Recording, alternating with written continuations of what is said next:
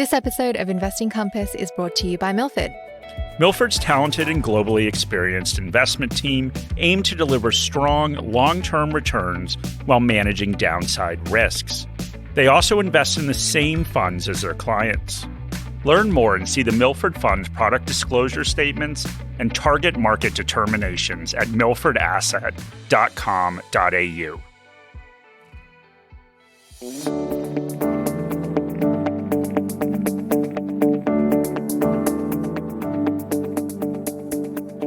Welcome to another episode of Investing Compass. Before we begin, a quick note that the information contained in this podcast is general in nature. It does not take into consideration your personal situation, circumstances, or needs. Well, Shani, we're going to do a plug for our conference, which is coming up. So it is on the 11th and the 12th of October. Mm-hmm. And the 11th is an all-day digital day. Mm-hmm. And then the 12th, we are doing live in Sydney at the ICC. If you don't live in Sydney, you can sign up and we're streaming the whole thing. That's it. And the exciting thing about the conference for me is that Shani set up the whole agenda.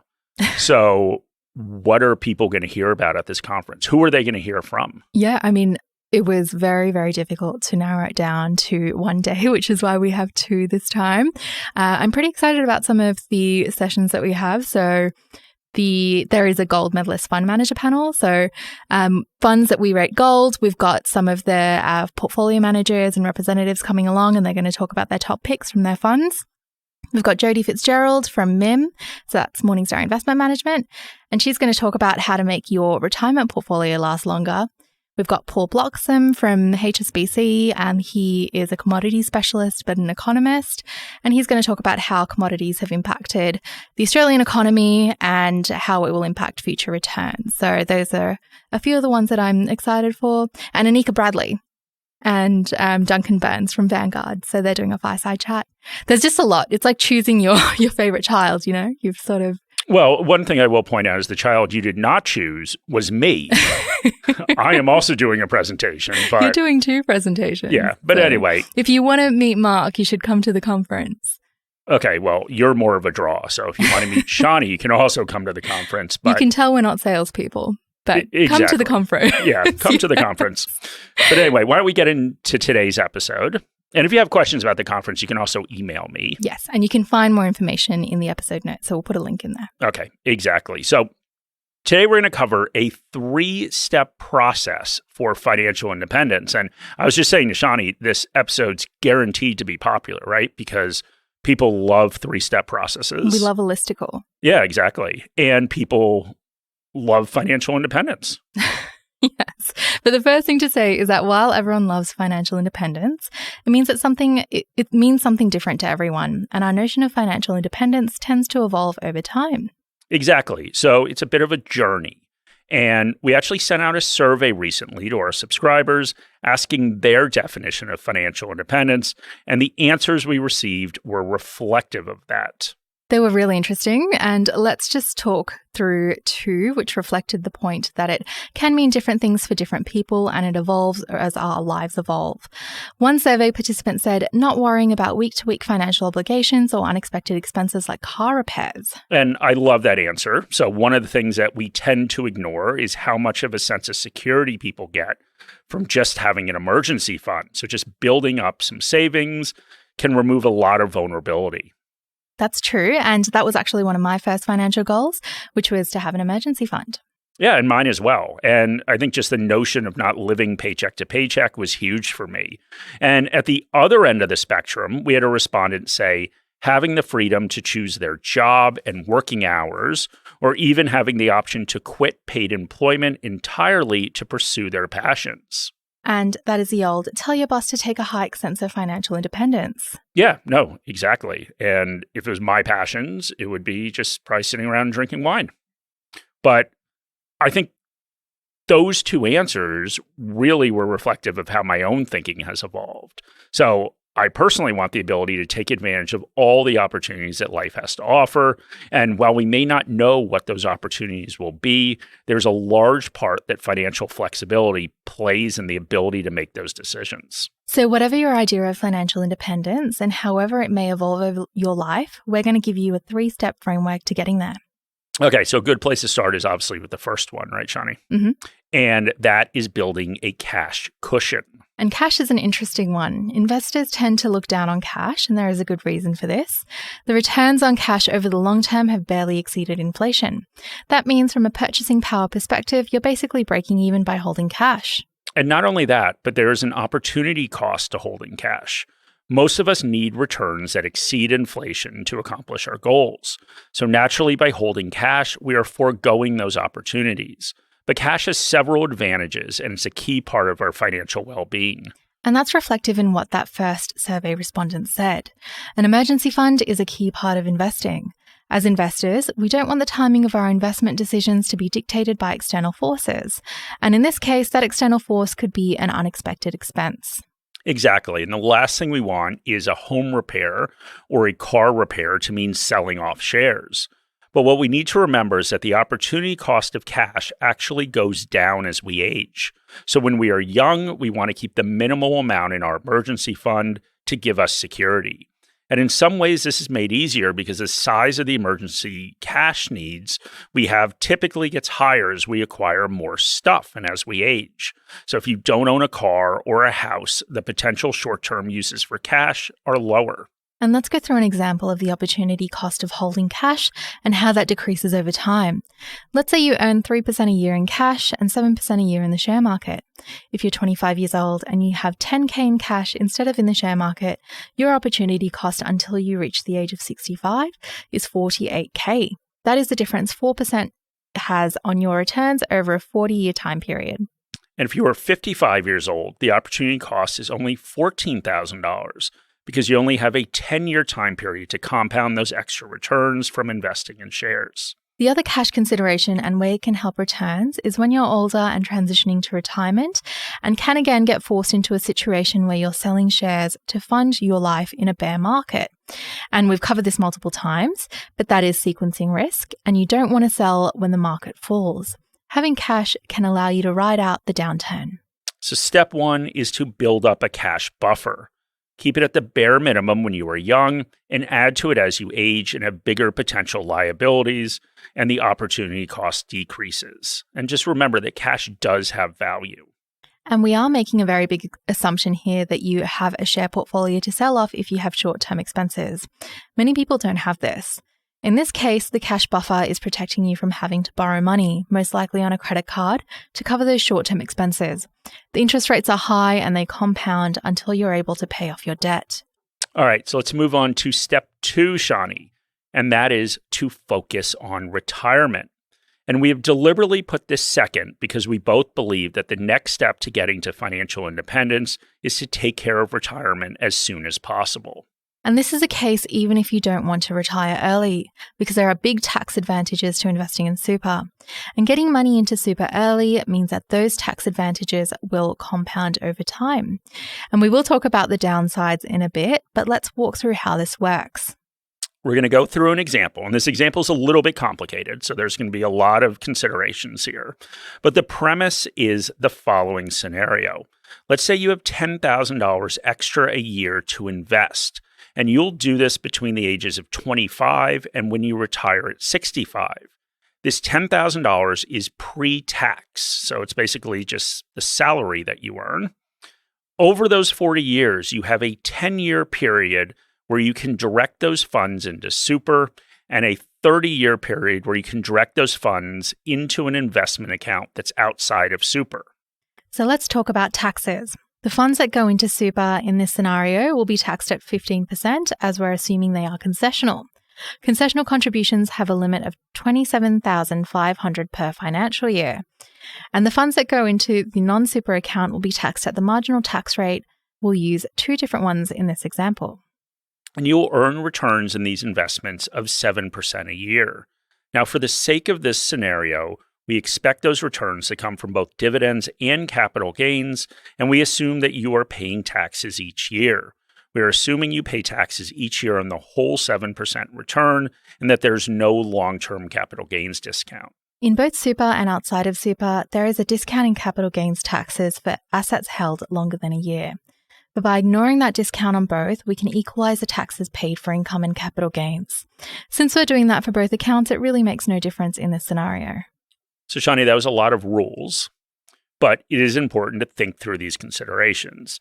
As I said, you will make contributions to Super for 10 out of the 40 years. You can choose to make them between 25 and 34, 35 and 44, 45 and 54, and 55 to 64. And the best way to build your total wealth is to make the super contributions between 25 and 34, so the tax savings in super can compound as much as possible. At a 32.5% marginal tax rate, the difference in total wealth between making those super contributions in the first decade of the 40-year period and the last decade of the 40-year period are $1,054,050 and $797,306. That's a huge difference. If you're in the highest marginal tax bracket, the difference is between $928,000 and $557,000. That is a larger difference because the compound tax savings are bigger.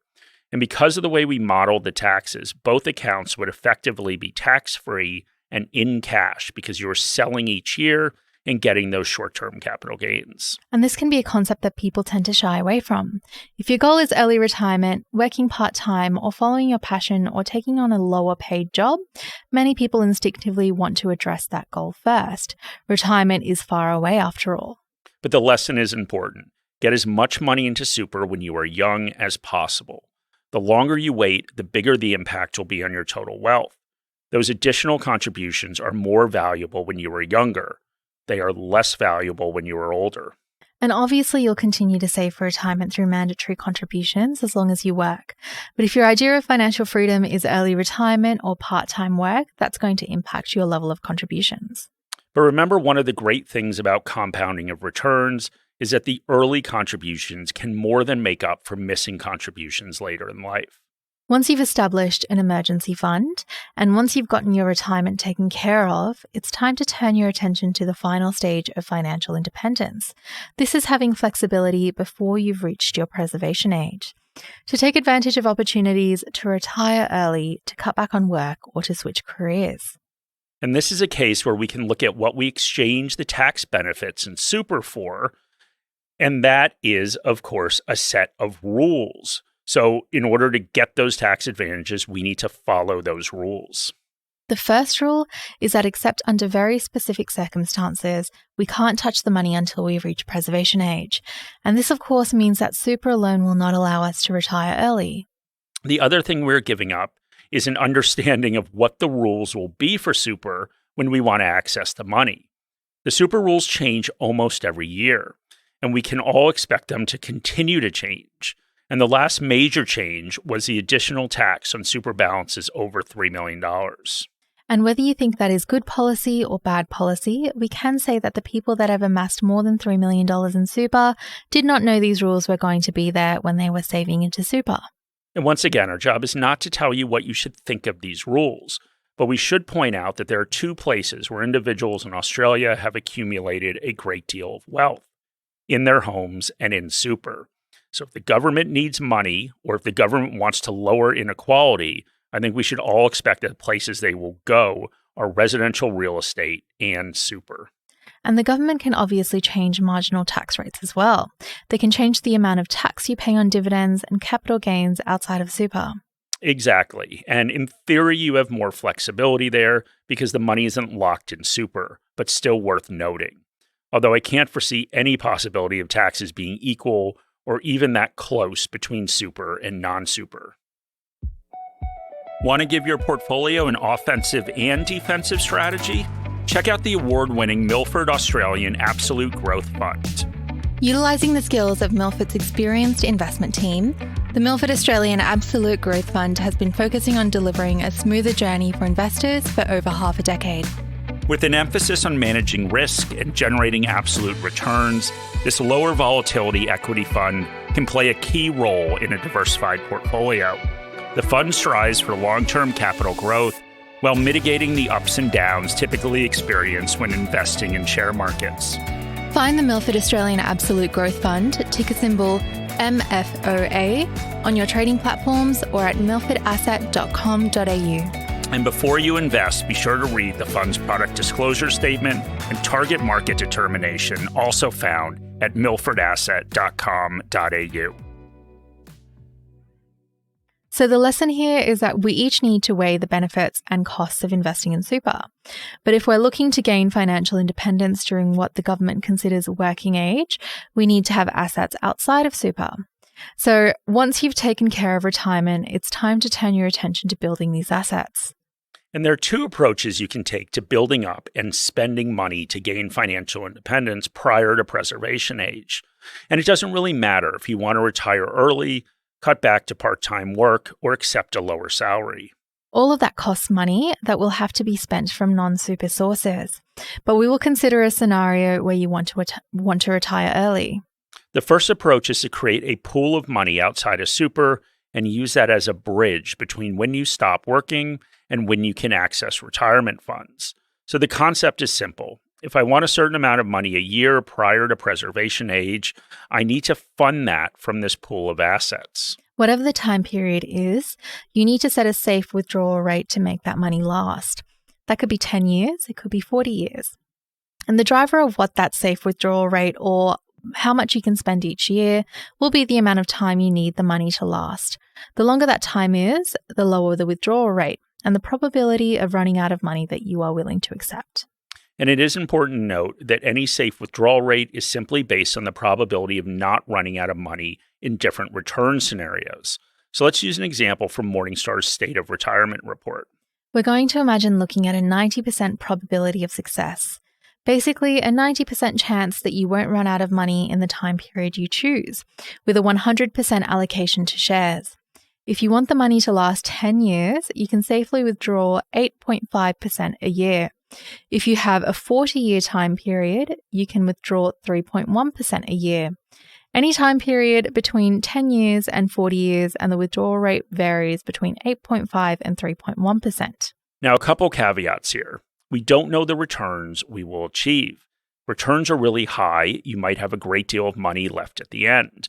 If the returns at the beginning of your withdrawal period are really low, you will run out of money. That is the 90% probability of success.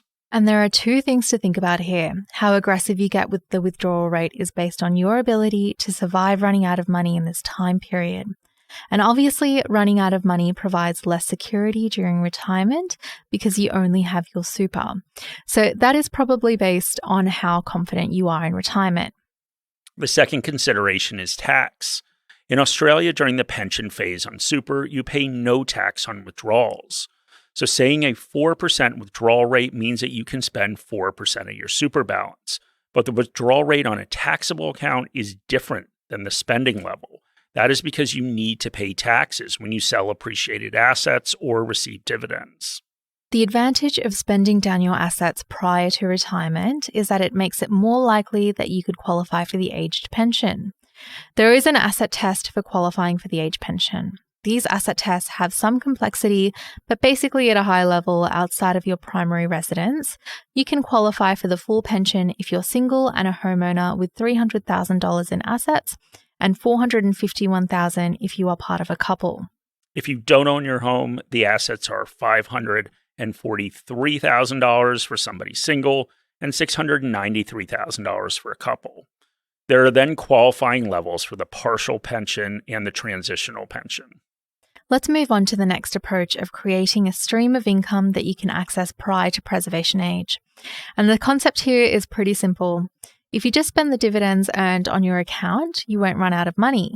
The amount you take out each year may vary as dividends vary, but since you aren't selling off the assets, you'll keep them. In this case, these same assets can generate income far beyond your preservation age and keep generating income during retirement. That is a win, but there is a problem. The main problem is that this is hard. It's hard to do this at retirement age, but it's even harder to do it earlier, at 60, 55, 50, and younger. That is because you have less time in order to compound your income growth.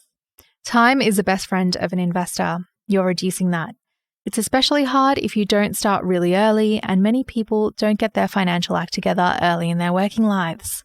And the issue that you run into with dividends is that there's a conflict in income investing. If you invest in the highest yielding shares, it could be a dividend trap, and cuts may happen in the future. And if they aren't cut, the highest yielding shares often pay out a good deal of their earnings and dividends. They do this because there aren't other opportunities to grow their business. And if there are opportunities to grow, a high dividend payer starves the business of capital to grow. So the dividend doesn't grow as much. And you need fast income growth to get your income high enough to give you financial independence. The other option is finding shares with lower dividend yields where the growth prospects of those dividends are strong. The issue, of course, is that your savings don't buy you as much income and it takes years for that growth to compound. In some cases, you don't have those years. And Shani, we've done a whole episode on income investing, so we won't spend too much time on it. But the point is to work out a plan of how you can get there with income if you think it is a more attractive option than the bridge to preservation age. And for most people, this income strategy doesn't equate to a full early retirement. Instead, it makes a bit more sense as a way to transition to part-time work or perhaps a lower paying job. So there we have it, the 3 steps to financial independence. Build up a cash cushion to protect yourself. Get yourself on track for retirement by maxing out super contributions early, and then focusing on building a pool of money that can either be spent or support an income stream prior to reaching the preservation age. So, Mark, you're a little bit further along in this journey than I am. How is your journey to financial independence? Was that your polite way of calling me an old man? I said you're a little bit further than I am. Okay, I'll take that. So I'd say I'm through 2 of the 3 steps, Shani. So I have an emergency fund, which I've increased over the years as my potential liabilities have increased. I focused when I was younger on maxing out my retirement accounts, and I'm comfortable that I'm on track and don't need to make contributions to super above and beyond the mandatory contributions. And the 3rd step is an interesting one. Well, tell us the story. Okay, well, it's not much of a story, but my goal when I was younger was to retire early, and I was going to do this by building an income stream to support myself prior to retirement. But a couple things happened, and the first was just that my priorities have changed over my life. So I started thinking about staying engaged and challenged and thought that giving up work wouldn't be the best step for me. But another thing happened, and I started letting lifestyle creep take over. And lifestyle creep is just our tendency to raise the bare minimum standards of our life as we make more money and start experiencing a better lifestyle. And the challenge was that this kept increasing the amount that I needed to generate an income to support my life. So it became harder, and I ran into some of the challenges that we've covered in growing an income stream. And as you've talked about previously, you're instead using income to enhance your lifestyle. That is true. And I think the lesson here is that goals are going to shift over time. Your view of financial independence is going to change. But the one thing that isn't going to change is that the later you get started, the less options you have for your future. And I saved and invested when I was young, and that has given me more flexibility now. And that flexibility is at the heart of any definition of financial independence. And this is an important lesson. The cornerstone of the FIRE movement is cutting back on lifestyle creep and living quite frugally. This allows you to save a lot, but also means your life doesn't cost as much, so you don't need as much money to reach independence. And the spending side of this is, of course, important. It isn't really the approach we've taken in this episode because we're focused on investing, but that should be part of anyone's plan for financial independence. And one way that gets you a long way towards independence is to pay off your house. Paying a mortgage or rent is one of the biggest expenses in most people's budgets. For most people, paying off your house will mean a good deal less money needs to be saved in both retirement accounts and for pre-super independence. Absolutely. And the value of living mortgage-free is huge, but you still need money. And the 3-step process we outlined still is needed to reach financial independence. So there you have it, a 3-step plan to reach financial independence. And the last point is that this is very hard and it is unusual. So to achieve the goal of financial independence involves sacrifices to save and invest money. And it means saving more money than the average person. So keep in mind that you can't achieve different results without taking a different approach. All right, so that is our episode, all 3 steps. And once again, we would love it if you came and joined us at the conference. So see the show notes for a link to sign up and register. This episode of Investing Compass is brought to you by Milford. Milford's talented and globally experienced investment team aim to deliver strong, long-term returns while managing downside risks. They also invest in the same funds as their clients. Learn more and see the Milford Fund's product disclosure statements and target market determinations at milfordasset.com.au. Any advice in this podcast is general advice or regulated financial advice under New Zealand law, prepared by Morningstar Australasia Proprietary Limited and or Morningstar Research Limited, without reference to your financial objectives, situations or needs. You should consider the advice in light of these matters and any relevant product disclosure statement before making any decision to invest. To obtain advice for your own situation, contact a financial advisor.